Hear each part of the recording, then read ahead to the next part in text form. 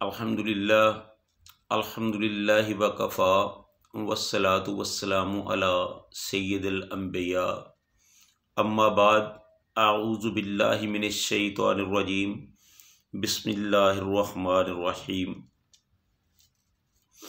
वक़ालल मलिकु अतूनी बिही अस्तख़लिसुहु लिनफ़्सी फ़लम्मा कल्लमहु क़ाल इन्नकल यौमा लदैना मकीनुन अमीन। और कहा बादशाह ने कि उसको बुला के लाओ मेरे पास, अस्तख़लिसुहु लिनफ़्सी, मैं उसको अपने खालिस मसाहबों में यानी अपने ख़ास आदमियों में रख लेता हूँ। फ़लम्मा, फिर जब कल्लमहु, यूसुफ़ अलैहिस्सलाम से बातचीत हुई, काला इन्नका, तो बादशाह ने कहा बेशक तू अल यौमा, आज के दिन से, लदैना मकीनुन अमीन, तू हमारे नज़दीक बहुत मर्तबे वाला और अमानतदार है।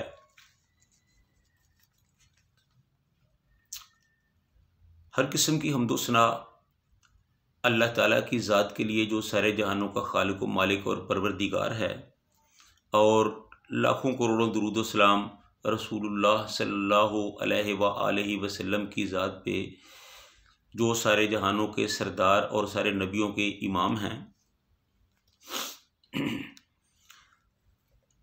जब शाह मिस्र ने औरतों से तहकीकात कराई तो शाह मिस्र पर यह अच्छी तरह वाज़ेह हो गया कि हज़रत यूसुफ़ अलैहिस्सलातु वस्सलाम एक ईमानदार आदमी हैं, उनका इस सारे मामले में कोई कसूर नहीं है, उसके साथ ज़्यादती की गई है। तो बादशाह ने यूसुफ़ अलैहिस्सलाम को कहला भेजा, अपना एलची भेजा, अपने आदमी भेजे कि जाओ यूसुफ़ अलैहिस्सलाम को बुला के लाओ। जब बादशाह के आदमी जेल में गए, उन्होंने यूसुफ़ अलैहिस्सलातु वस्सलाम से बादशाह का हुक्म कहा कि बादशाह आपको बुला रहे हैं। तो यूसुफ़ अलैहिस्सलाम ने जेल में ही बादशाह से मिलने की तैयारी की। वो पहले नहाए धोए, गुस्ल किया, कपड़े पहने, खुशबुएं लगाई और बादशाह से मिलने के लिए तैयार हो गए। इमाम बग़वी रहमतुल्लाह ताला फरमाते हैं कि जब बादशाह ने दोबारा यूसुफ़ अलैहिस्सलाम को बुलाया जेल से, तो वो जेल से निकलकर बादशाह के पास पहुंचे। तो पहले तो हज़रत यूसुफ़ अलैहिस्सलाम ने दुआ मांगी कि मेरे लिए, मेरी दुनिया के लिए मेरा रब ही काफ़ी है, और जो उसकी पनाह में आ गया वो बिल्कुल महफूज हो गया, और सारी तारीफ़ उसी अल्लाह के लिए है, और उसके अलावा कोई और माबूद नहीं है। तो उसके बाद यूसुफ़ अलैहिस्सलाम बादशाह के दरबार में हाज़िर हुए। तो बादशाह को पहले अरबी में सलाम किया, अस्सलामु अलैकुम वरहमतुल्लाह कहा, और फिर अबरानी ज़बान में बादशाह के लिए दुआ की। तो बादशाह ने मुख्तलिफ़ ज़बानों में हज़रत यूसुफ़ अलैहिस्सलातु वस्सलाम के साथ गुफ्तगू की, बातचीत की। तो वो मुख्तलिफ़ ज़बानें जानते थे, जिस ज़बान में भी वो बात करता यूसुफ़ अलैहिस्सलाम उसी ज़बान में उसको जवाब देते। इसके अलावा हज़रत यूसुफ़ अलैहिस्सलातु वस्सलाम ने बादशाह के साथ अरबी और इब्रानी में भी बात की। ये दोनों ज़बानें यूसुफ़ अलैहिस्सलाम के अलावा वहाँ कोई नहीं जानता था। तो जब बादशाह ने यूसुफ़ अलैहिस्सलाम के साथ ये सारी गुफ्तगू की तो वो बहुत मुतासिर हुआ, यूसुफ़ अलैहिस्सलाम का कदरदान हुआ। यूसुफ़ अलैहिस्सलाम की गुफ्तगू से वो बहुत मरऊब हुआ, उनकी मालूमात से वो बहुत मरऊब हुआ, और यूसुफ़ अलैहिस्सलाम से कहा कि मैं आपकी ज़ुबान से अपने ख्वाब के बारे में कुछ सुनना चाहता हूँ। तो यूसुफ अलैहिस्सलाम ने ख्वाब की ताबीर बताने से पहले ख्वाब के कुछ ऐसे हिस्से भी बादशाह को बताए जो बादशाह ने इससे पहले किसी और को नहीं बताए थे। जब बादशाह ने यूसुफ अलैहिस्सलाम की ज़बानी अपनी ख्वाब के बारे में ये सुना तो बादशाह बहुत हैरान हुआ कि आपको ये मालूमात कैसे मिली, आपको कहाँ से ये पता चला कि मेरी ख्वाब में ये अल्फाज भी शामिल थे। तो हज़रत यूसुफ अलैहिस्सलाम ने पहले तो बादशाह की ख्वाब को मुकम्मल किया, उसके बाद ख्वाब के हवाले से अपनी ज़बान से बादशाह को ताबीर बताई।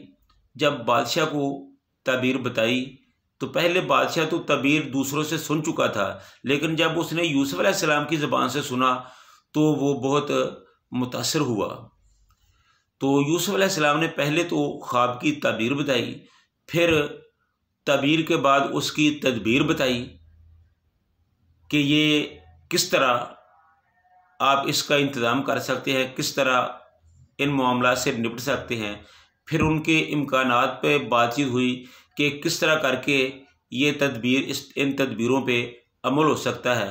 तो जब ये सारी बातें बादशाह के साथ हुई तो बादशाह ने यूसुफ अलैहिस्सलाम से बहुत ज़्यादा मुतासर होकर उनको अपने मसाबों में रख लिया।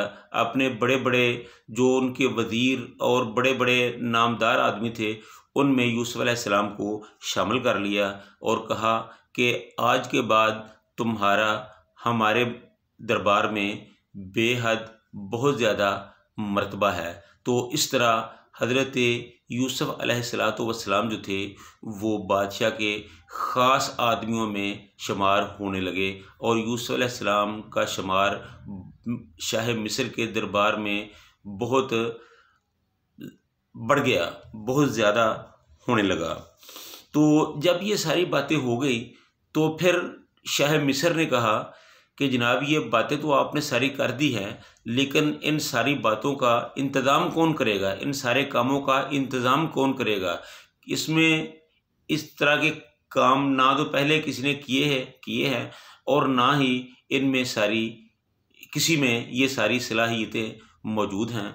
तो हज़रत यूसुफ अलैहिस्सलातु वस्सलाम ने ख़ुद को पेश किया कि ये सारी बातें ये सारे इंतज़ामात मैं करने के लिए तैयार हूँ।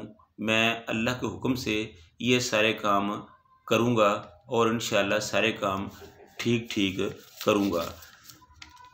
तो आप मुझे जो अपने ख़जाना के मामलात हैं वो मेरे सुपुर्द कर दें। मैं इन सारी बातों का अच्छे तरीके से इंतज़ाम करूँगा। और फिर ये है कि ये जो आप गला उगाएंगे तो अपने मुल्क के अलावा बाहर भी इसकी बहुत सख्त ज़रूरत होगी। तो फिर उसके बाद ये होगा कि जब आप बाहर के लोगों को गला देंगे तो उनसे आप थोड़े थोड़े भी पैसे वसूल करेंगे तो आपको बहुत ज़्यादा फ़ायदा होगा, सरकारी ख़जाने में बहुत ज़्यादा माल जमा हो जाएगा। जब यूसुफ अलैहिस्सलाम ने ये बात बादशाह को बताई, हालांकि ये बात इससे पहले नहीं बताई थी, पहले तो सिर्फ यही बताया गया था कि आप कहत का इंतज़ाम इस तरह करके करें। जब ये बताया कि बाहर के लोग भी आपके पास आएंगे तो आप उनको पैसा लेके गला देंगे और आप उनसे थोड़ी थोड़ी कीमत भी वसूल करेंगे, तो एक तो उनकी इमदाद हो जाएगी, एक उनकी ज़रूरत पूरी हो जाएगी और दूसरा आपके सरकारी ख़जाने में बहुत ज़्यादा पैसे जमा हो जाएंगे और हमारी हुकूमत जो है वो भी बहुत मजबूत हो जाएगी। तो ये सारी बातें सुन के बादशाह इंतहाई खुश हुआ। तो उसने कहा कि चले ठीक है, आपको वज़ारत ख़जाना जो है वो दी जाती है, तो आप इस सिलसिले में इसके आप इंतज़ाम संभालें और इसके इंतज़ामात करें। तो इस तरह यूसुफ अलैहिस्सलाम को ना सिर्फ हुकूमत में शामिल कर लिया गया बल्कि बड़ा ओहदा भी दे दिया गया और इख्तियार भी दे दिए गए। तो उसके बाद यूसुफ अलैहिस्सलाम ने वो सारे इंतज़ामात किए जो उन्हें करने चाहिए थे। उसके बाद के वाक़यात क्या हुए, कैसे हुए, इसको हम इंशाअल्लाह अपने आइंदा प्रोग्राम में बयान करेंगे। अल्लाह ताला हम सबको हक सच सुनकर उस पर अमल करने की तौफीक अता फरमाए।